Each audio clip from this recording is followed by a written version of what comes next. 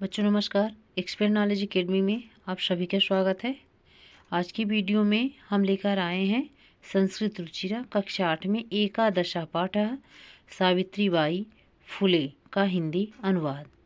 बच्चों, इस पाठ का हम सरल हिंदी अनुवाद करेंगे। तो चलिए स्टार्ट करते हैं इस पाठ को। शिक्षा हमारा अधिकार है। हमारे समाज में कई समुदाय इससे लंबे समय तक वंचित रहे। उन्हें इस अधिकार को पाने के लिए लंबा संघर्ष करना पड़ा है। लड़कियों को तो और ज़्यादा अवरोध झेलना पड़ता रहा है। प्रस्तुत पाठ इस संघर्ष का नेतृत्व करने वाली प्रातः स्मरणीय एवं अनुकरणीय महिला शिरोमणि सावित्रीबाई फुले के योगदान पर केंद्रित है। इस पाठ में बच्चों लड़कियों के लिए, उनकी शिक्षाओं के लिए सावित्रीबाई फुले ने क्या किया, साथ में उनके पति ने उनका किस प्रकार से सहयोग किया, इन सारी चीज़ों का वर्णन, इन सारी बातों का वर्णन इस पाठ में दिया गया है। ठीक है ना। चलिए आगे बढ़ते हैं। ऊपरी निर्मितम चित्रम पश्यति। निर्मित यानी होता है बने हुए, चित्रम यानी चित्र को, पश्यति यानी देखो, ऊपर यानी ऊपर, ऊपर बने हुए चित्र को देखो।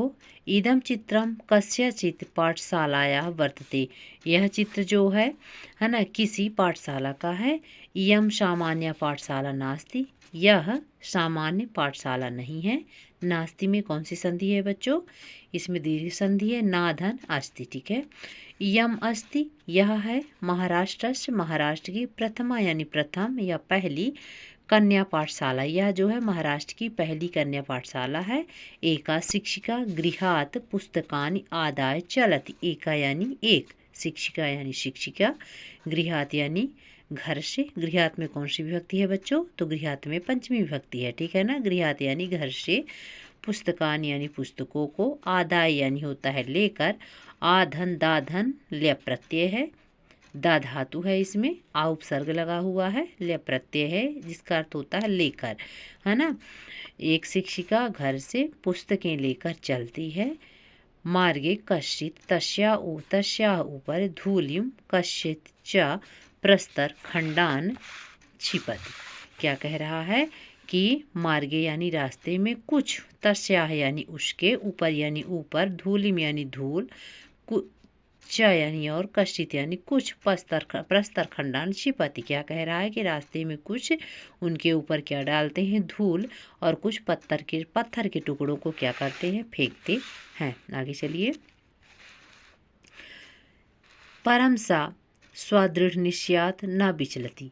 परम यानी परंतु, सा यानी वह, स्वदृढ़ निश्चयात यानी अपने दृढ़ निश्चय से, मजबूत इरादों से विचलित नहीं होती हैं।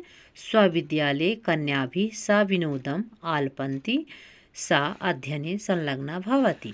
स्वविद्यालय यानी अपने विद्यालय में, कन्या भी यानी होता है कन्याओं के साथ, सा विनोदम यानी बातचीत करती हुई, आलपंत, सा विनोद यानी प्रेम सहित, आलपंत यानी होता है बातचीत करते हुए, सा यानी वह, अध्यापने यानी अध्ययन के कार्य में, संलग्ना भवत यानी लगी होती है ना। इतना होने के बाद भी वह, उनके इरादे जो है तो कमज़ोर नहीं होते हैं, और वो क्या करती हैं? बालिकाओं के साथ, है ना, बड़े ही प्रेम से, सहज भाव से क्या करती हैं? बातचीत करते हुए अध्ययन में लगी होती हैं।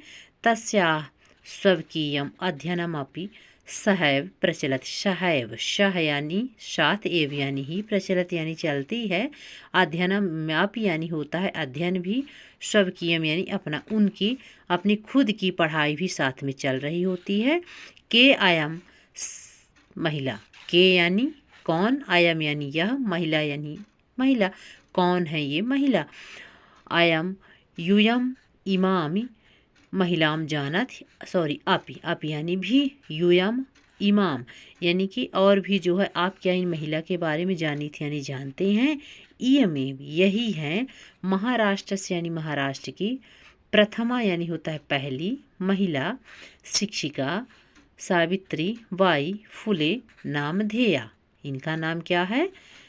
सावित्रीबाई फुले, जो कौन है? महाराष्ट्र की प्रथम महिला शिक्षिका। इतना समझ में आ गया। आगे चलते हैं। जनवरी मासस्य तृतीयादिवसे 1831 ख्रीष्टाब्दे महाराष्ट्रस्य नयगांव नाम्नि स्थाने सावित्री अजायत। जनवरी मासस्य जनवरी महीने की तृतीय यानी 3 तारीख को 1831 में, है ना, महाराष्ट्र के नायगांव नामक स्थान में सावित्री जन्मी। अजायत यानी जन्मी या जन्म लिया, ठीक है। तस्या माता लक्ष्मीबाई पिता च खंडोजी इति अभिहितौ।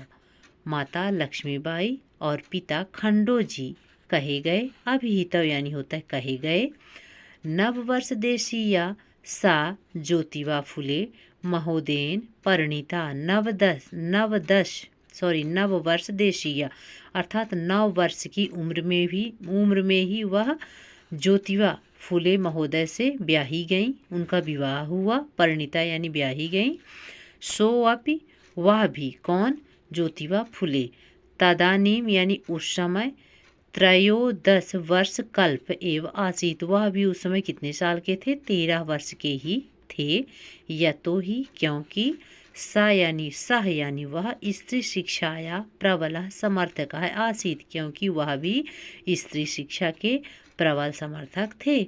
अतः इसलिए सावित्री मनस यानी मन में, स्थिता यानी स्थित, मन में स्थित, इसलिए सावित्री के मन में स्थित अध्ययन अभिलाषा, पढ़ने की इच्छा, उत्साहम प्राप्तवती, उत्साह को प्राप्त हुई। अर्थात मतलब जो उनके मन में पढ़ाई लिखाई की जो अभिलाषा थी वो क्या हो गई, उसको थोड़ा सा और उड़ान मिल गई, पंख मिल गया, क्योंकि उनके पति भी जो है तो उनके सहयोगी ही थे, ठीक है।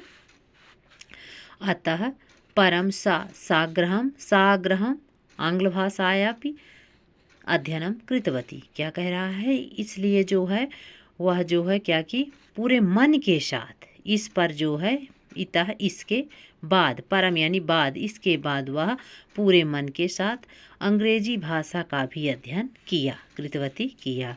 1848 तमे ख्रीष्टाब्दे पुणे नगरे सावित्री ज्योतिबा महोदयेन सह कन्यानां कृते प्रदेशस्य प्रथमं विद्यालयम् आरभत। 1848 में पुणे नगर में सावित्री ज्योतिबा महोदयन के साथ यानी अपने पति के साथ कन्याओं के लिए प्रदेश में पहला विद्यालय प्रारंभ किया। तदानीम सा केवलम 17 वर्षीया आसीत। उस समय वह, कौन? ज्योतिबा बाई फुले केवल 17 वर्ष की थीं। 1851 तमे ख्रीष्टाब्दे अस्पृश्यत्वात् तिरस्कृतस्य समुदायस्य बालिकानां कृते पृथक्तया अपरः विद्यालयं प्रारब्ध। क्या? 1851 में छुआछूत के कारण तिरस्कृत या अपमानित समुदाय की बालिकाओं के लिए अलग से उनके द्वारा या उन्होंने अपरः यानी दूसरा विद्यालय प्रारंभ किया, दूसरा विद्यालय चलाया। किसके लिए? जो छुआछूत से क्या हो गई थी? अपमानित जो बालिकाएं थी, तो उनके लिए उन्होंने एक अलग से विद्यालय खोला।